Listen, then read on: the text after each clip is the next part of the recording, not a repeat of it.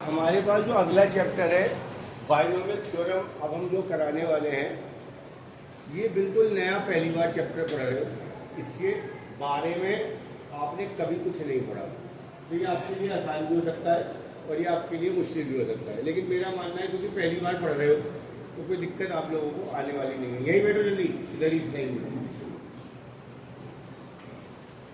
Binomial theorem से पहले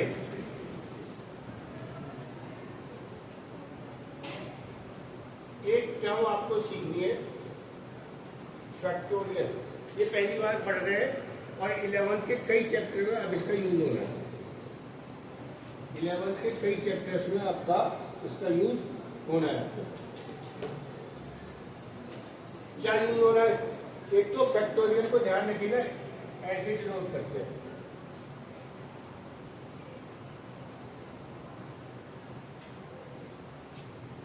अगर आपके पास 2 फैक्टोरियल है तो इसका मतलब है 2 को 1 तक ले जाइए।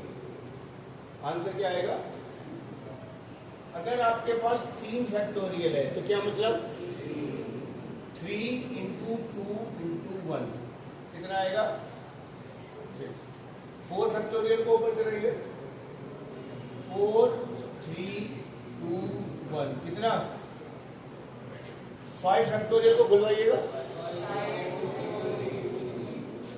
5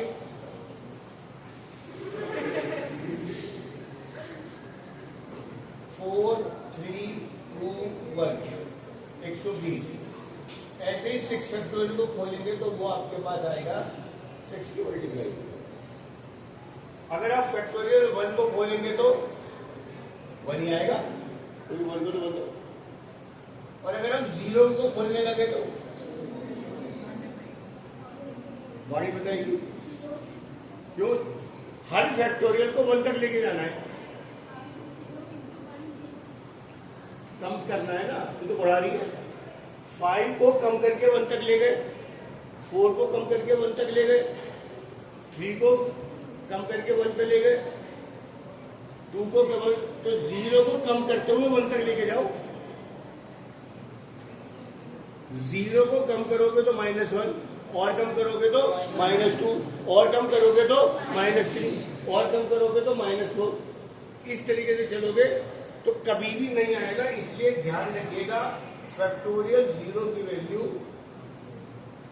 नॉट डिफाइंड होती है। फैक्टोरियल 0 की वैल्यू क्या होती है? Not defined. उतार यहां तक का काम। जरा सब लोग दोबारा सुनिएगा। अब जो आगे 3 चैप्टर आने हैं, फैक्टोरियल, परमुटेशन, कॉम्बिनेशन और बाद में प्रोबेबिलिटी, उसमें एक नया टूल यूज हो रहा है फैक्टोरियल, जैसे plus minus into divide, square, square root, ये टूल है मैथ्स के। ऐसे एक नया टूल यूज हो रहा है फैक्टोरियल। फैक्टोरियल का मतलब होता है, अगर आप फैक्टोरियल 7 को खोलना है तो 7 को कम करते चलाए जाइएगा जब तक कि क्या ना आ जाए 1, और आपको इसके आंसर धीरे धीरे याद हो जाएंगे। फैक्टोरियल 7 तक की वैल्यू याद होनी चाहिए हमें, सवाल करते रहे। तो 7 को 7 से 1 तक खोला तो ये आंसर आया। 5 को खोलूंगा तो 5 4 3 2 1 120। 4 को खोला 4 3 2 1 24। 3 को खोला एंड सो ऑन। मैंने बता दिया फैक्टोरियल 0 को कम करके कभी 1 नहीं आएगा, तो ध्यान रखिएगा फैक्टोरियल 0 नॉट डिवाइड होता है। और अगर मैं किसी नेगेटिव नंबर का फैक्टोरियल करूंगा तो वो भी नॉट डिवाइड होगा। ये आपको ध्यान रखना। अगर मैं इसी ऑर्डर में कहूं मुझे फैक्टोरियल n की वैल्यू बतानी है तो क्या करेंगे? जरा बोलो। n 1 कम करो, और कम करो, और कम करो, कहां तक जाऊंगा? अबे इंफिनिटी तक नहीं, 1 तक। 3 2 1 तक। अगर मुझे n+3 फैक्टोरियल तक को खोलना है तो n+3 कम करो, और कम करो। n कहां पर होगा? बीच में क्या है पता नहीं, अगर चाहूंगा तो पता लगा सकता हूं, पर जरूरत नहीं। ये वाला कंसेप्ट समझ में आ रहा है? जब मैं आगे चलूंगा तो मैं ऐसा भी एक सवाल कराऊंगा, भैया मुझे आप फैक्टोरियल 11 और फैक्टोरियल अपॉन फैक्टोरियल 6 की वैल्यू बना दो। तो फैक्टोरियल 11 को खोलना शुरू करो। 11, 10, 9, 8, 7, 6, कहाँ तक? 6 को खोलो, कहाँ तक? तो ये तो सारी कैंसिल हो जाएगी, जो बचेगा वो आपके पास।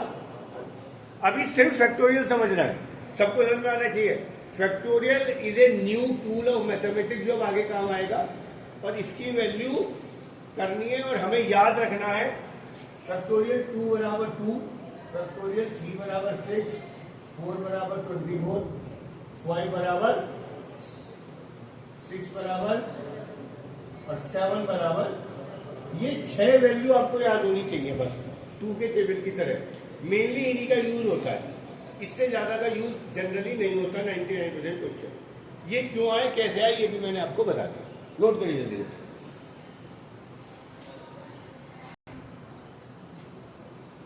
हाँ जी, नीचे रख सकता बाजू।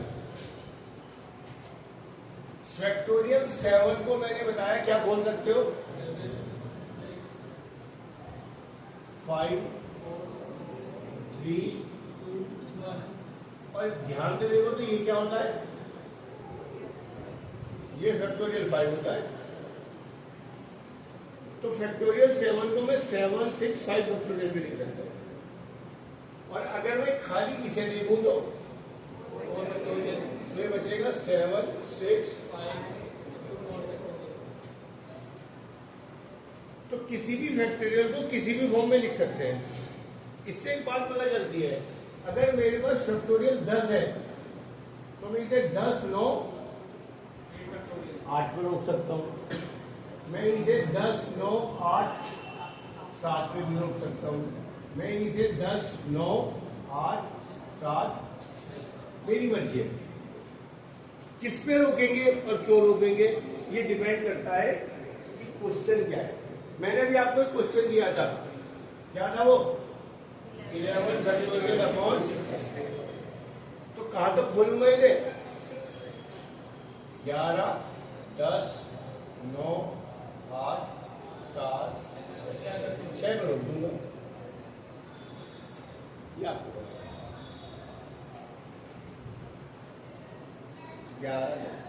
तो आप इसको इस तरीके से यूज कर सकते हैं। अगर मेरे पास क्वेश्चन हो factorial n+2 upon factorial n, Gargi ji बताइए क्या करें। जो भी बड़ा है उसे खोलना है, अगर नीचे बड़ा हो तो नीचे वाले को खोलना है, ऊपर बड़ा है तो खोल n+2, n+1, n। अब यहां रोक रहे हो तो फैक्टोरियल लगा दो, ये कैंसिल हो गया, ये आंसर आ गया। यहां तक किसी को कोई दिक्कत है तो बताओ भाई, ऋषि कोई दिक्कत, सक्षम, खड़ा हो।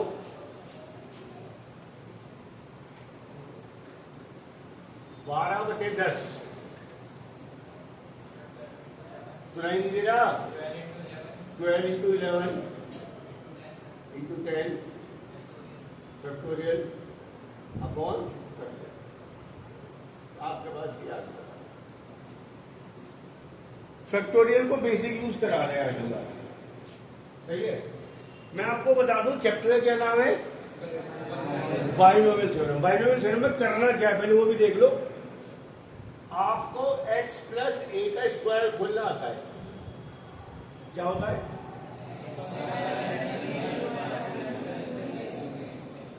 अगर मैं कहूं x प्लस a का क्यूब खोल दो भाई, वो भी खोल ही लोगे कैसे ना कैसे। बट मैं जब कहूंगा x प्लस a की पावर 5 खोल दो,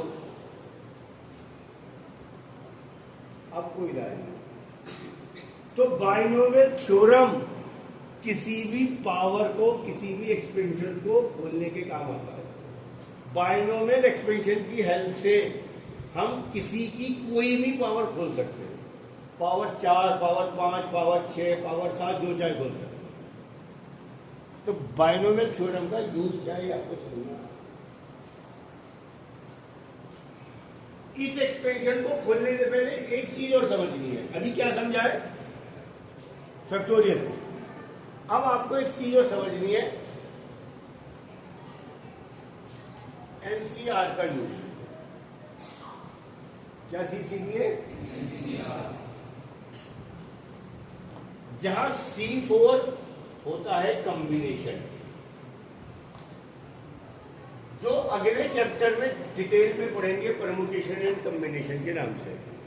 कॉमर्स वालों के यहाँ permutation, combination, relation and function और सीक्वेंस एंड सीरीज, केवल ये 3 चैप्टर है जो उनके सीए में या किसी भी कंपटीशन एग्जाम में आता है। ध्यान रखना, 90% पेपर केवल इन 3 चैप्टर से आता है। परमुटेशन, कॉम्बिनेशन, रिलेशन, फंक्शन और सीक्वेंस एंड सीरीज। एनसीआर का फार्मूला होता है n factorial upon r factorial n minus r का फैक्टोरियल। ये क्या होता है? फार्मूला। यूज देखें, tan C3 इसकी वैल्यू पूछ रहा हूं, क्या होगी Devansh? tan factorial upon n factorial upon r factorial, और दोनों का डिफरेंस भी 10 और 3 का डिफरेंस कितना?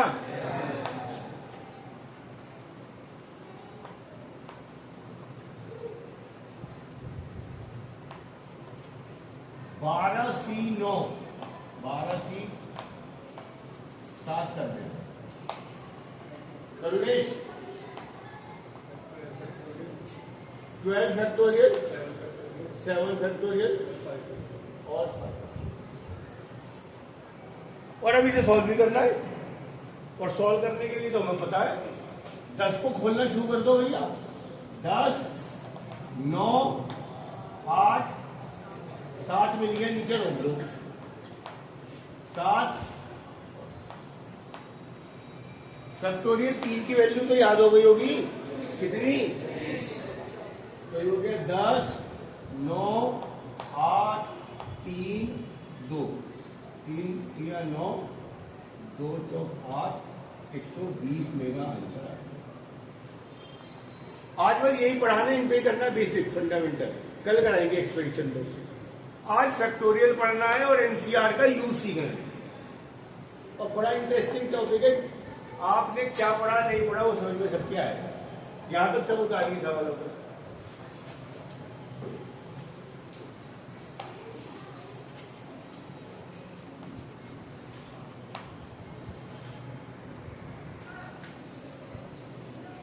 अब हमने 4C2, 5C1 ये सब पढ़ना सीख लिया, कैसे सॉल्व करना सीख लिया, फार्मूला लगाना सीख लिया। अब जरा देखो, मुझे निकालना है 7C2, बिना फार्मूला यूज करना। देवांश इधर देख ले, नहीं तो यहाँ के बैठ जाके सबसे। इसको खोलना भैया, नीचे 2 है तो 2 into 1, 7 into 6। 7 को भी 2 बार खोला और 2 को भी 2 बार खोला, 21 आंसर। वो जो फार्मूला बताया था उसका यूज 1000 में से एक सवाल में करना है। अब ये वाला कट लगाना है। राशि जी 8C3, 8 into 7, 3 into नहीं, 8 को 3 बार खोलना था, 8, 7, 6, और 3 को भी 3 बार खोलना है, 3, 2, 1। कितना आंसर? हाँ जी शगुन 9C4,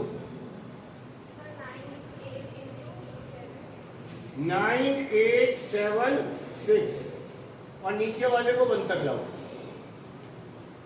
8 से 8 गया, 3 से ये गया, सॉल्व कर दोगे तो 126 आपके पास आंसर। शौर्य सिंह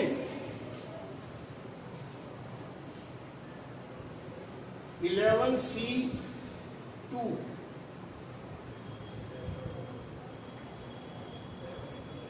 आगे आंसर देना, सो के क्यों बोल रहा भाई? यहां के बैठ बैठ ले कापी लेके 11 इंटू 10 2 इंटू 1 55 आपके पास आंसर आ जाएगा। या बेट 55 आपके पास क्या आ जाएगा आंसर। 7C1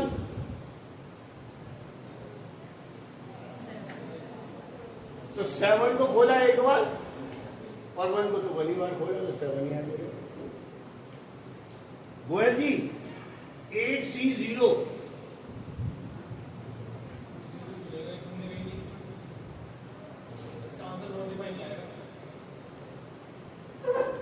अब जीरो वाले का ध्यान रखना, अभी प्रूव करेंगे इन सबका आंसर बनाएगा। जब भी नीचे जीरो होगा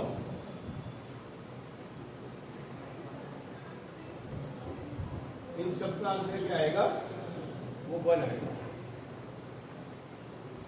इन सबका आंसर 1 आएगा क्योंकि इसमें कैलकुलेशन 15 सवाल है और हर सवाल 2 पन्नों में आना है, तो कैलकुलेशन लंबी लंबी होनी है। इसलिए कुछ चीजें बेसिक सीख लेना, जैसे कि जब भी नीचे जीरो होगा 5C0 7C0 8C0 10C0 9C0 सबका आंसर क्या आएगा? पहला लॉजिक। दूसरा, जब ऊपर और नीचे सेम नंबर, जैसे 5C5 7C7 9C9 8C8 इनका आंसर भी 1 आएगा। इनका आंसर भी क्या आएगा? 4 चीजें करना, आपकी कैलकुलेशन 5 मिनट घट जाएगी पर क्वेश्चन। अगर तुम्हारे को 15 मिनट लग रहे हैं तो 10 मिनट लगेंगे, 10 लगेंगे तो एक तो ये 2 रूल तो ये याद कर लो।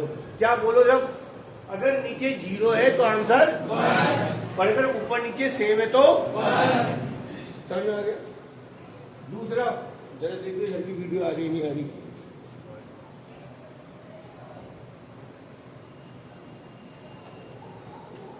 तीसरा रूल कहता है भैया, जब नीचे 1 है मतलब 4C1 5C1 7C1 9C1 तो आंसर ऊपर वाला क्या आंसर? 4 5 7 10 और 10C1 है तो 10। और लास्ट रूल, ऊपर और नीचे एक का अंतर है।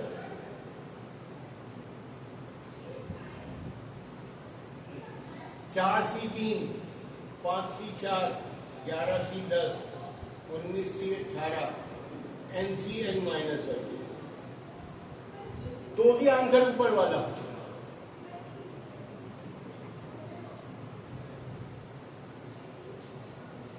अगर नीचे जीरो है तो आंसर 1, ऊपर नीचे सेम नंबर है तो 1, अगर नीचे 1 है तो ऊपर वाला आंसर, और अगर ऊपर नीचे में एक का अंतर है तो भी ऊपर वाला आंसर। यानी 2 रूल है मेन। आंसर 1 कब आएगा बोलो? जब नीचे जीरो है या सेम, उनका डिफरेंस जीरो या उनका डिफरेंस जीरो। और आंसर ऊपर वाला कब आएगा? जब नीचे 1 हो या ऊपर नीचे 1 का। यहां तक की क्लास आज आप करिएगा, समझिएगा, इसके ऊपर बेसिक सवाल मिलेंगे। उतारिए जल्दी।